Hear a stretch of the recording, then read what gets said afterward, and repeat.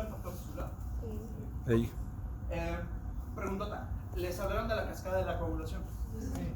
Ya saben que esa madre no existe. ¿Cómo? La cascada de la coagulación no existe, son los papás. Es una forma muy buena, es una forma muy didáctica para enseñarnos en la Facultad de Medicina a enseñarnos a ver cómo inicia o cómo podemos tener nosotros una representación esquemática. Por eso la seguimos utilizando, porque a la gente de nuestra generación nos fascina estarnos ahí en la nostalgia de las enseñanzas y toda la cosa. Por eso todavía usamos el triángulo de Einthoven, que tampoco es un modelo muy aplicable actualmente, pero nos sirve mucho para enseñarles a las nuevas generaciones. El modelo más actual que tenemos, y lo saco a colación no para, estoy actualizado, pero ya ni siquiera estoy actualizado, ya sacó un modelo nuevo, pero bueno, lo saco a colación por el famoso factor tisular. Hasta donde me quedé yo actualizado, ya si alguien descubrió que hay algo más actual, me manda el dato para yo también leerlo, pero el modelo que mejor representa el funcionamiento franco de la coagulación es uno que se llama, desde el 2015 creo que le pusieron este nombre, modelo celular o integral, lo pueden ver a veces también con este nombre, modelo celular de la coagulación, que tiene 3 fases, luego lo ponen ustedes en su tiempo, pero este famoso modelo celular de la coagulación le da su respetadísimo lugar al factor tisular. Ejemplo de esto, cuando el factor tisular de la placa se expone hacia los contenidos de la sangre, arranca el mecanismo de coagulación, vean que no es cascada de coagulación, arranca el mecanismo de coagulación y se empiezan a generar los mecanismos para que ahí se forme una red de fibrina. ¿De acuerdo? Ese es el final de la cascada de la coagulación.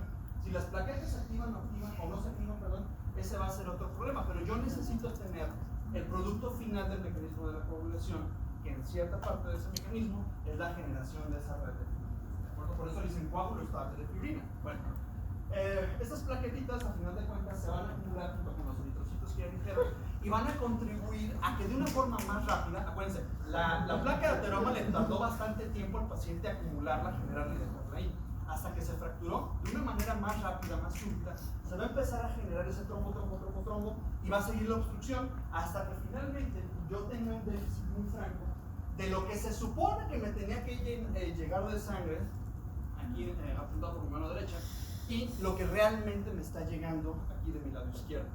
Cuando nosotros tenemos este desbalance entre la oferta y la demanda, tenemos fisiológicamente o fisiopatológicamente, depende de cómo lo quieran ver, algo que llamamos isquemia. ¿De acuerdo? ¿Habían escuchado eso? Isquemia. Y la isquemia, más adelante van a ver que sí tenemos una forma medio rara de verla en el electrocardiograma. Todas estas explicaciones para justificarles que les prometo que sí voy a hablar de ello. Ahora, les dije que les traía material para bebés y material para no tan bebés. Así se ve en una isquemita. Es muy fácil entenderlo así. Pero en la vida real, nosotros estas representaciones las vemos a maneras de angiografías coronarias. ¿De acuerdo?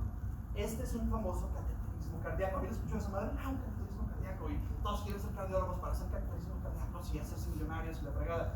Hay tantos hemodinamistas actualmente que ya no es tan redituable económicamente como a lo mejor en los 80. Así que si quieren ser cardiólogos o nada más ser cateterismos y millonarios, piensen. Y vayan sacando de una vez las placas de una moto para andar repartiendo Uber Eats con su amorcito, porque así está acá.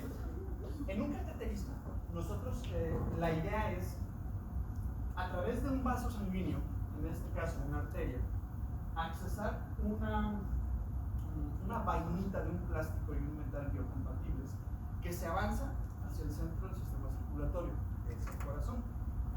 Es un video en tiempo real con radiografía, o sea, nos estamos radiando todo el santo tiempo que estamos haciendo el estudio.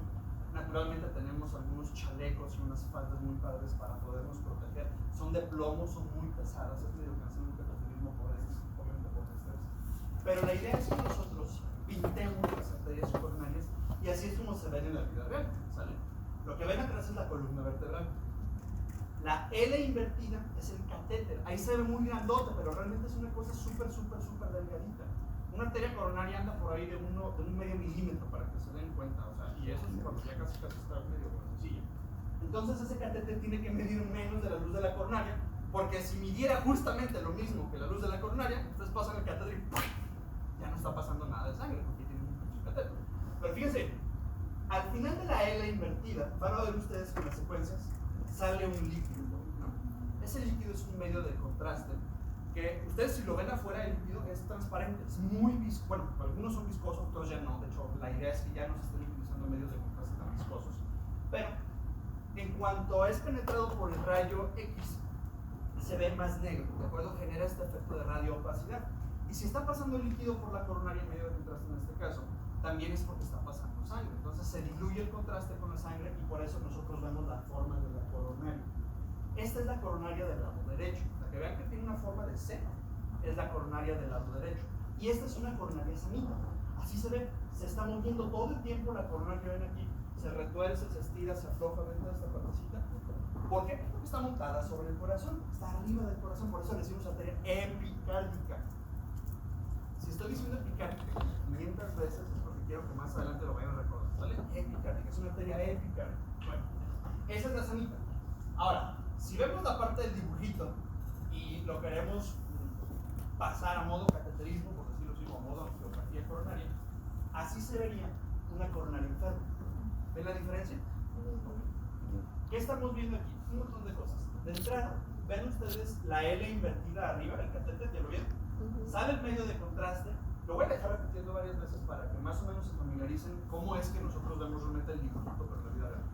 Ven ustedes cómo desde que sale el medio de contraste, se ve como que está anchita la arteria, pero conforme va avanzando, alguien como que le dio mordiditas. ¿Se fijan?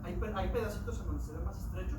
Esas mordiditas que ustedes están viendo ahí en el cateterismo es realmente el negativo, por decirlo así, de la placa de ateroma, ¿sale? Entonces, toda esa arteria coronaria derecha tiene muchos sitios de enfermedad. ¿Alguien tiene gases de cuenta? Bueno, ahora sí. No es como que lo vayamos a empezar más adelante. Pero fíjense bien, acabo aquí sí lo alcanzo a empezar. ¿Dónde ocurrió el trombo? Aquí. En esa zona que estoy señalando, fíjense ustedes ahorita cómo se repite el video, pero en esa zona que señalé, van a ver que hay un momento en donde se deja de pintar de negrito, en donde se deja de ver el medio de contraste, y a pesar de eso, sigue todavía el camino del medio de contraste, se pintan dos arterias, una que se va para abajo, hasta aquí, ¿verdad? Llega el contraste, se obstruye aquí algo, luego pasa para acá, y otra arteria que se pinta así, ¿sale? Bueno, hay infartos e infartos, hay de obstrucciones a obstrucciones. Ese paciente de todos modos se le tuvo que hacer una angioplastía, no es lo mismo angiografía, angioplastía. Angioplastía es cuando ya le pasas otro catéter y tratas de abrir ese pedazo que está cerrado. Obviamente terminó en una angioplastía, se abrió el vaso, el paciente al día siguiente se va a su casa, listo. Pero hay obstrucciones a obstrucciones. Todas las que hemos visto ahorita son coronarias derechas. Esta que les voy a hacer a continuación también es una coronaria derecha, pero es una coronaria derecha muy enferma. Ya vieron ustedes la L invertida, que es el catéter, ya vieron que está saliendo contraste, pero fíjense que apenas está saliendo el contraste, sale, y ven, ya se dejó de ver. Ahí el trombo está tapando el 100% de la arteria. Si no está pasando el contraste, no está pasando sangre. Entonces necesitamos abrir tan rápido como se puede esa arteria para que pueda seguir fluyendo este líquido valiosísimo que es la sangre y que limitemos el daño del infarto. ¿Vamos bien ahí? Entonces ya pasamos de los dibujitos a la forma en la que lo vemos en la vida real.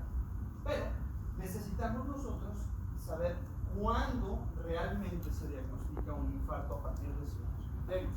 Ya les habían presentado la cuarta definición universal de infarto miocárdico. Ya la habían visto en sus clases, no sé, de cardios, sus clínicos. Sí, ¿no? Si alguien ya empezó a ir al Pero la hospital. cuarta definición. Bueno, no los voy a aburrir con la historia, pero a lo largo de que se descubrieron que las personas se podían infartar, necesitábamos nosotros como que tener suficientes criterios para definir quién sí se infartaba, quién no. Le pusieron universal porque aparentemente el público también se infarta, no sé por qué, pero realmente esa cuarta definición es la manera en la que se va depurando la evidencia y nos vamos quedando con lo que realmente más le sirve al paciente en función del beneficio y más le sirve al médico o a la médica en función de agilización del diagnóstico, ¿sale? Entonces, cuando yo era interno, nos regíamos con la tercera definición universal. El infarto miocárdico, cuando yo andaba entre la residencia de medicina interna y cardio, sale en 2018, sale en 2018 la cuarta definición, hace algunos ajustes a ciertas cositas de las famosas troponinas, pero para fines prácticos nos quedamos con que si ustedes quieren diagnosticar un síndrome coronario agudo y diferenciarlo en infarto, para esto, Los síndromes coronarios agudos los podemos dividir en dos grandes ramotas, ¿sale? Los pacientes que sí se infartaron, y luego hay más divisiones acá, pero bueno, los pacientes que sí se infartaron, y los pacientes que no se infartaron, pero tienen una cosa que se llama angina inestable. ¿Ya habían escuchado de la angina inestable? Lo que tiene el precio. ¿Habían escuchado de la angina estable? Sí. Ok, ya no sé. Sí. Ahora le decimos angina crónica estable. O si leyeron de otro autor, ahora le decimos enfermedad coronaria crónica. Bueno, pero luego dijeron, no, es que la enfermedad coronaria crónica puede ser sintomática o asintomática, mejor digan angina. Ándale, bueno. Una pregunta. ¿Cómo les dijeron a ustedes que se diferenciaba la angina inestable de la angina estable? Que la inestable aparece cuando estás en reposo y la estable solamente cuando aumenta la demanda de oxígeno. Clásico, ya no. ¿Qué otra les dijeron? No los ponen a decir. Bueno, eso no dije. Sí, o sea, les pregunté qué les dijeron, ¿no? Sí, Y entiendo perfectamente. ¿Qué otra cosa les dijeron? Les dijeron algo como que del tiempo. Sí, menos de 20 minutos. Si sale un demonio, tiene angina inestable. No, menos de 20, o sea que el estable no duraba más de Si se 20. le quita con nitratos estables. Ah, ajá, también. Ya no vamos tanto a hacer la definición de la angina inestable en función de la temporalidad o en función de si se quitó o no se quitó con algún tipo de... Pero en el examen. Puede servir. Que la ¿no? cerveza No está crean que les estoy retorciendo. diciendo que hacemos Sí. eso, porque si no dejan al paciente con dolor. Esa es otra charla. Pero ahora ya nosotros sabemos que la angina inestable es exactamente la misma cosa que un infarto, pero en meses diferentes. Y la única diferencia objetiva para fines de diagnóstico y tratamiento que tenemos, olvídate del tiempo, olvídate de si se le quitó, si no se le quitó.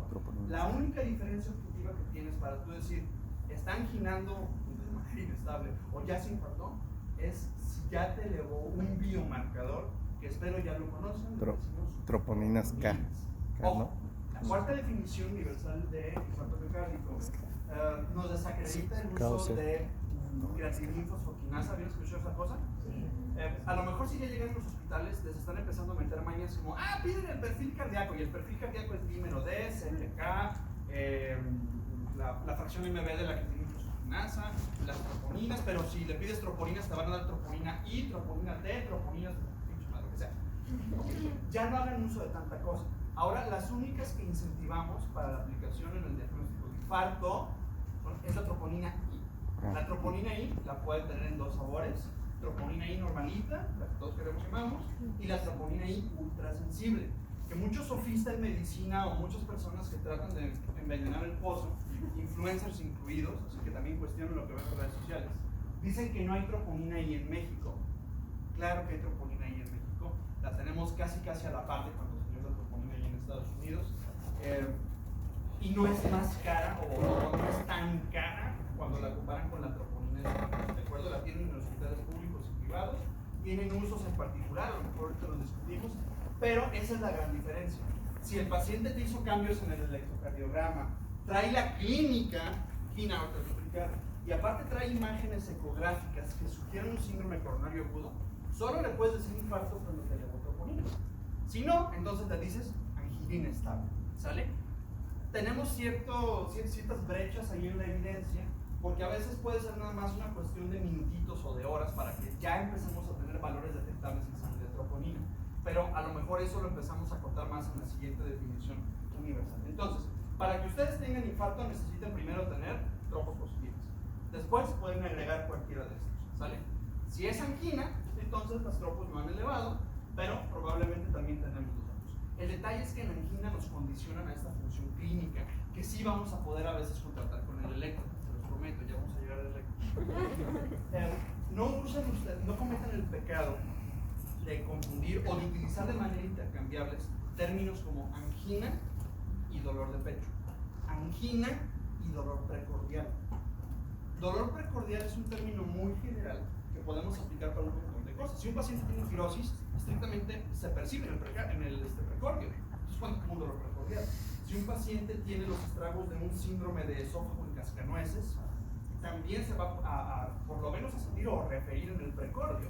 Entonces, ese también es un dolor precordial. Si un paciente tiene una disección aórtica, una motórax, una tromboembolia pulmonar, hasta la misma molestia que causa la tos crónica y genera este dolorcito, también se pueden encajonar ahí por mera cuestión de semántica como dolor precordial. Entonces, ¿cuál es la diferencia de angina?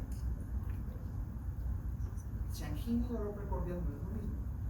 ¿Cuándo digo yo que un paciente tiene angina?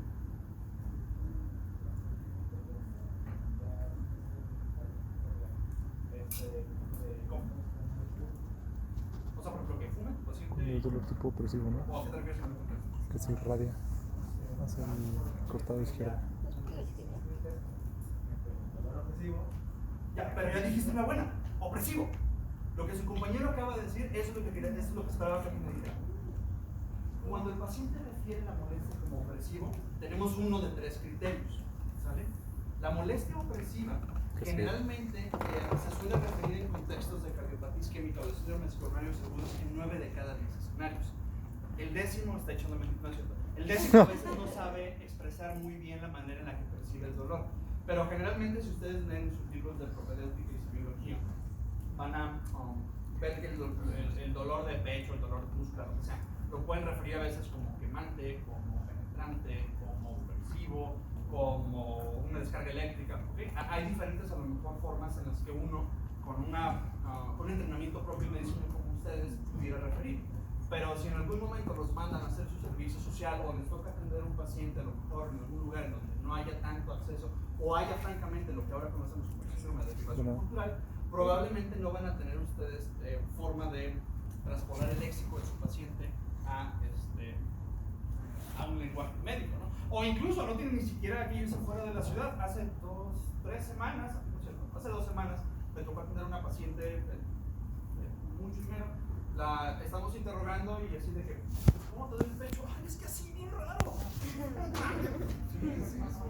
Es que no tengo ni idea. Bueno, entonces no se trata así como que decirle al paciente, no, me puede decir cómo le duele, le voy a poner para entonces.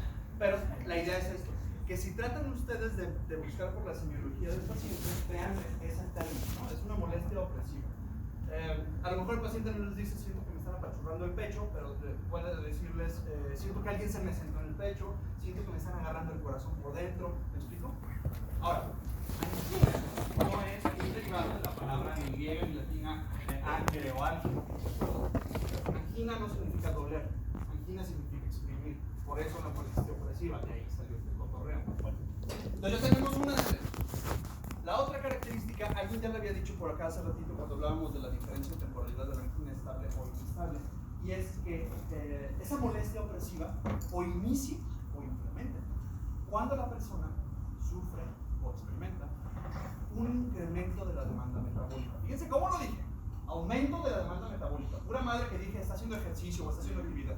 ¿Por qué? Porque si yo nada más les hubiera pasado la cuenta de ese cotorreo de, sí, es un dolor que se manifiesta cuando el paciente hace actividad física, entonces si su paciente tiene fiebre y le empieza a doler el pechito, ustedes van a descartarlo porque el paciente estaba tirado en su cama y le empezó a doler, ¿no? Está en reposo, ¿qué pasó? No. El incremento de la demanda metabólica lo pueden ver ustedes obviamente en el ejercicio, lo pueden ver ustedes a lo mejor durante la actividad física. ¿Cuál es la diferencia entre ejercicio y actividad física? No, ¿hay diferencia? Sí, y también hay diferencia entre esas madres y el deporte.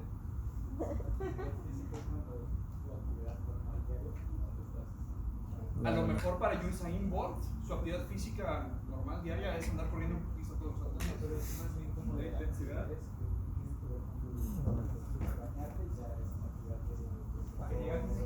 Cualquier movimiento que quieras. Ahí está. Cualquier actividad que sea no reposo es actividad física. ¿Vale? Eso así, para acabar en términos simples. Ejercicio es cuando ustedes hacen actividad física y empiezan a ver adaptaciones del sistema endocrino, neurovascular, neurológico, cardiovascular o respiratorio. Neurovascular. ¿Vale? Si ustedes están caminando y dicen, no, es que si yo hago ejercicio todos los días porque me salgo a caminar y no cambia su perfil respiratorio, su frecuencia cardíaca y presión arterial no se mueve, no están haciendo absolutamente nada. Bueno, están haciendo pendejos en sentido físico, pero no cuenta como ejercicio. Entonces, por eso a veces en la consulta, cuando los niños dicen, no, sí, doctor, hago ejercicio todos los días, me salgo a caminar, le doy 3 vueltas al parque. Cuestionamos a veces mucho esto porque a lo mejor es nomás una caminata tranquila que probablemente no pasa del umbral de la actividad física, ¿sale? Entonces, si no hay una adaptación fisiológica, la actividad física no cuenta como ejercicio. Y el deporte es el ejercicio, pero en un contexto competitivo. Entonces, la segunda característica de la angina es esta molestia que se presentó durante la alza de la actividad física. Un estado hipertiroideo también es un alza del estado metabólico. Entonces, también un paciente hipertiroidismo de buenas enfermeras, sin saberlo, puede anticipar la presencia de una angina como tal, y ahí estaba el estado de alza del rendimiento metabólico, solamente su estado hipertiroideo. Y la última característica es que cuando se resuelve ese incremento de la demanda metabólica, el dolor o se quita o se atenúa, ¿sale? Si su paciente tiene esas tres características, la opresión y los modificadores con la demanda metabólica, entonces le pueden decir angina inestable o estable o inestable, dependerá de si hay cambios en el electrocardiograma, cambios en el eco, lo que sea, vamos a ver. Pero ustedes pueden tener a lo mejor un paciente que de esas tres características, ¿ya me aburrí? No. Que de esas tres características solamente tiene dos. ¿Y cuenta como angina si de tres nada más tiene dos? Sí, solamente que lo van a decir atípica. ¡Qué mamada! Así le decimos. Angina atípica. Está en los libros, está en las guías. Y a partir de definir nosotros si el paciente tiene síntomas típicos o atípicos o equivalentes de angina, chinguense, equivalentes de angina. Hay molestias que no son dolor, que los tomamos como si fuera mi compa la angina. Les explico eso en breve. Si ustedes nada más tienen 2 de 3, la angina se va a llamar atípica, ¿sale? La probabilidad a lo mejor de que sea una molestia referida a partir de problemas en el corazón es un poquito más baja que si tuvieras las 3, pero no te exenta de investigar el contexto cardiovascular de tu paciente para descartar que tenga probablemente una de las causas que más adelante va a rendirle la principal causa de mortalidad. ¿Vamos bien ahí? Y si el paciente tiene una o 0 características, ya no hagan la pendeja. Ya es muy improbable que el paciente tenga una molestia derivada de la obstrucción o la interrupción del flujo coronario. ¿De acuerdo? Entonces, si tiene las 3 características, angina típica. Si tiene 2 de las 3, angina atípica. ¿Vamos bien ahí? Sí. Vamos. Bien. Ahora, este va a ser un pequeño extra, se los voy a compartir, porque desconozco aquí en el programa de TEC de Guadalajara si ya metieron a su materia de semiología y propedéutica el apartado de exploración física con ecocardiograma. Si no, hagan un poquito de presión, con mucho gusto vamos a darles las charlas, pero la ecocardioscopia y la ecoscopia pulmonar y la ecoscopia abdominal ya se considera el estándar de exploración física del médico y médica general, no especialista. Por un montón de cosas que les voy a platicar el día de hoy, pero consideren que los médicos y médicas generales, también México incluido ahí, y eso me consta porque yo he ido a dar ese tipo de pláticas, ya saben interpretar esto. El día de hoy ustedes también van a hacer, ¿vale? Este es el corazón de su servidor, lo estamos viendo en un ecocardiograma. A este eje le decimos convencionalmente el eje apical de 4 cámaras. Eso significa, la primera palabra, apical, que agarramos un ultrasonido y lo pusimos a un ladito del pecho de nuestros pacientes. ¿Qué dije? ¿A un ladito del pecho? No, lo pusimos en el pecho a un ladito del pezón izquierdo de nuestros pacientes. Generalmente, ahí solemos tocarnos una matriz cardíaca. De 4 cámaras, porque estamos viendo las 4 cámaras del corazón. Cuando nosotros tenemos esta imagen, la vemos en espejo, de forma tal que ustedes están viendo los ventrículos en la parte de arriba y las aurículas del corazón en la parte de abajo. Es en espejo. Eso significa que lo que ustedes ven de este lado va a ser lo izquierdo, o sea, así como me están viendo, me hagan de cuenta ahorita, y lo que tengan de este lado va a ser lo derecho. Entonces, ¿qué aurícula sería esta de aquí? La derecha. La aurícula derecha. ¿Y esta de acá? ¿Y esta rayita que está entre las dos aurículas? El septo interauricular. ¿Qué válvula sería esta de aquí? La válvula mitral, porque está entre la aurícula izquierda y el ventrículo izquierdo. ¿Y esta raya que está a la mitad de los ventrículos? Ya supieron, con esta breve explicación de menos de 15 segundos, por lo menos sobre las cavidades. En un corazón normal, nosotros vamos a poder ver que la contracción, por ejemplo, del ventrículo izquierdo tenga que ser parejita, ¿sale? Y es parejita en el sentido de que si ustedes trazan una línea imaginaria a la mitad, no del corazón, a la mitad de nada más el ventrículo izquierdo, ustedes van a ver que la pared lateral, que es la que está más a la izquierda, y la pared central o introcentral, dependiendo de lo que los estrictos quieran hacer, que sea apoyo de la pegada del septo, cada vez que hay una sístole, se van a acercar a esa línea media imaginaria que ustedes trazaron. ¿Se fijan que sí lo hacen? Espero. Esa es una. La otra es que tienen que ver que si ustedes ahora ese mismo ventrículo izquierdo lo parten como en tres, en donde tengan la puntita, la parte del medio, y lo más pegado a la válvula mitral le decimos la base del corazón. Si ustedes comparan esos tres pisos, el lobby, el primer piso y el penthouse, ustedes van a tener que ver que esos tres pedazos, además de que se acercan a esa línea media, se engrosan. Fíjense cómo se hacen más gruesos conforme el arco. ¿Se fijan? Ok. A eso le decimos la movilidad cardíaca normal. En un paciente que se infarta, los cambios en el eco pueden a veces verse antes que los electrocardiográficos. Por eso contrasto esta modalidad de diagnóstico. ¿Sale?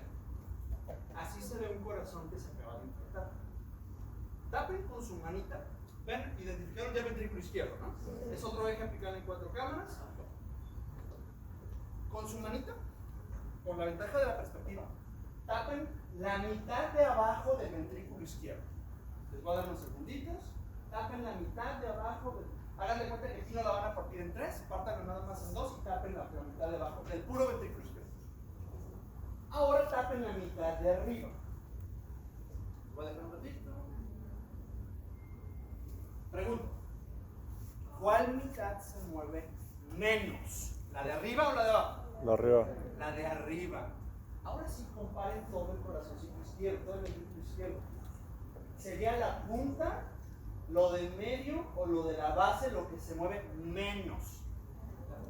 La punta. Este paciente tiene o tuvo en su momento un infarto apical. Y esto es, pocas enfermedades causan esto en el corazón. La número 1, la más frecuente, la más fácil de diagnosticar, ustedes lo acaban de hacer en menos de 5 minutos. ¿Qué 5 minutos? ¿Qué tenemos? Menos de 2 minutos hicieron ustedes.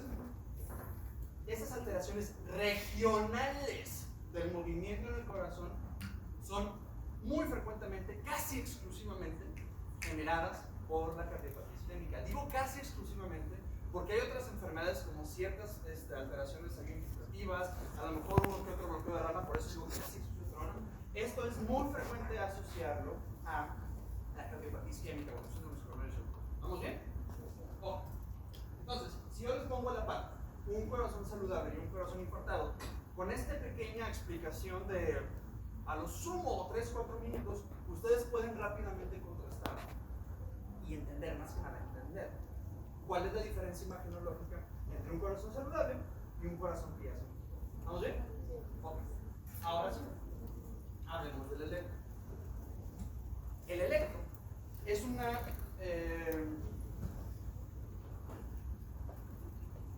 más bien, la interpretación electrocardiográfica es una modalidad que desde que estamos bien chiquitos en la Facultad de Medicina nos la venden como si fuera la panacea o como si fuera lo que todo cardiólogo necesita saber como para ser bueno. Y la verdad es que desde el punto de vista diagnóstico se los vas a aprender a una persona que se dedica a la cardiología o que publicó un libro de cardiología, pero la verdad es que el electrocardiograma no nos sirve de mucho. Vamos a ser bien sinceros aquí. El electrocardiograma, para lo que es, qué bueno. Es buenísimo. Para todo lo demás es una reverenda mentada de madre. Porque por ahí a lo mejor les vendieron la idea de que con el electrocardiograma ustedes pueden diagnosticar infartos. No es cierto, con el electrocardiograma no podemos diagnosticar infartos. Es una tercera parte, es una cuarta parte, ¿no? Ya lo estoy viendo. Es una cuarta parte de todo lo que necesitamos, ¿no? Para el diagnóstico de infarto. A lo mejor les dijeron que con el electrocardiograma podían diagnosticar hipertensión arterial. Pues no es cierto. Hipertensión arterial todavía sigue siendo una cifra, perdón, un diagnóstico hecho por una cifra. A lo mejor les dijeron que el electrocardiograma servía para ver el crecimiento de cavidades. ¿Les explico esa cosa? Bueno, sí, hipertrofia ventricular izquierda. Ok. Es muy poco probable que hagan el diagnóstico Únicamente de un crecimiento auricular o ventricular por el simple hecho de que es muy poco sensible este método para diagnosticarlo.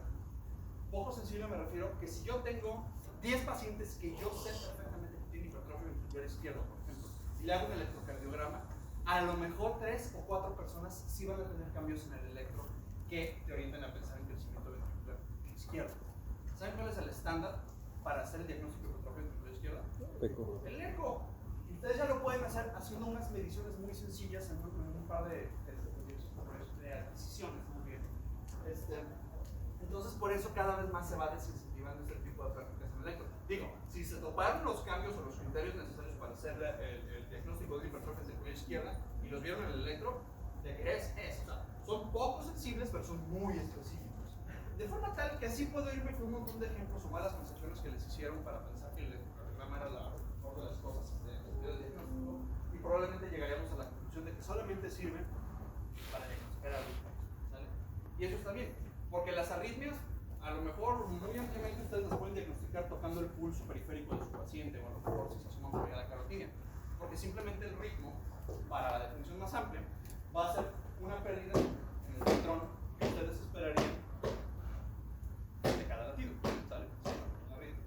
Ahora, para clasificar las arritmias o para aplicar la definición más formal de arritmias, entonces el electrocardiograma sigue sirviendo súper bien, porque ahora ya dijeron, ya no es nada más esta relación musical del ritmo, bla, bla, bla. Y ahora una arritmia es cualquier alteración del ritmo que no se diagnostique en ningún tipo de ritmo simultáneo. Cualquier cosa que sea un ritmo no sinusal puede ser potencialmente una arritmia. Y si le haces el electrocardiograma, ahora la puedes clasificar. ¿Ya has dicho la diferencia? Una cosa es diagnosticar. Cuando hay que ir, hay que ir. Cuando lean más adelante en sus carreras criterios diagnósticos y criterios de clasificación, van a saber que no son sinónimos. Van a saber que desde el punto de vista de la estadística y a veces de la semántica hay diferencias importantes. Pero bueno, para fines de la charla del día de hoy, voy a platicar de los patrones que sí podemos nosotros asociar a la sospecha de un síndrome coronario agudo. ¿Vale? Entonces, el que tienen en verde, vamos a partir desde lo más básico. El que tienen en verde y enfrente de ustedes es una representación caricaturesca del clásico complejo QRS, el clásico segmento PR, el ST, la onda P y la onda T, ¿no? Las ondas normales del electrocardiograma. Ahora, cuando nosotros empezamos a tener un síndrome coronario agudo, empezamos a ver el reflejo de la fisiopatología que les enseñé hace ratito con los dibujitos. ¿Se acuerdan que cuando se formaba el trombito empezamos a tener este déficit entre la oferta y la demanda? ¿Cómo dijimos que se llamaba? Isquemia. Isquemia, ¿sale? La isquemia clínicamente duele. La isquemia muchas veces se adopta como el sustrato para que la angina se pueda manifestar. Pero recordemos que tenemos pacientes, particularmente portadores de algún tipo de demencia, diabéticos o diabéticas, mujeres, no es misoginia, se los juro que está escrito en mujeres, y personas que andan cruzando por ahí los 70, 75 años, que pueden tener un síndrome coronario agudo sin absolutamente ninguna manifestación. Y no nada más me refiero al dolor, también me refiero a los equivalentes de angina. Si el paciente tiene alteraciones en el electrocardiograma, elevotroponinas, tiene esas alteraciones en el electro que vimos hace ratito, y nunca tuvo dolor, si hacen una buena anamnesis y interrogan bien al paciente, a lo mejor se toparon con que el paciente en lugar de tener dolor, se desmayó. El síncope es un equivalente de angina. Si ustedes tienen, ya les voy a hacer el electro para que vean los síncopes, pero bueno, si ustedes tienen un paciente que hizo disnea, también la disnea es un equivalente de angina, ¿de acuerdo? Y pudiéramos decirlo a lo mejor más, ¿no? Como el dolor epigástrico, como las náuseas, etc. Entonces, cuando tenemos nosotros isquemia, cuando es el momento más temprano del síndrome coronario agudo, haya o no haya el dolorcito en ese momento, podemos nosotros ver estos tres cambios que están viendo ustedes ahora en el cuadrante amarillo de esa diapositiva, ¿de acuerdo? Si les preguntan en su examen, ¿cuál es el primer cambio electrocardiográfico que se aprecia en un paciente que tiene un síndrome coronario agudo? ¿Qué responderían ustedes? Muchos pudieran decir la depresión del segmento ST, pero eso viene más adelante. Eso es muy fuerte. Alguien también podría decir la inversión de T, pero esa todavía no. Lo más rápido que aparece es lo que ven en amarillo más brillante. Es una onda T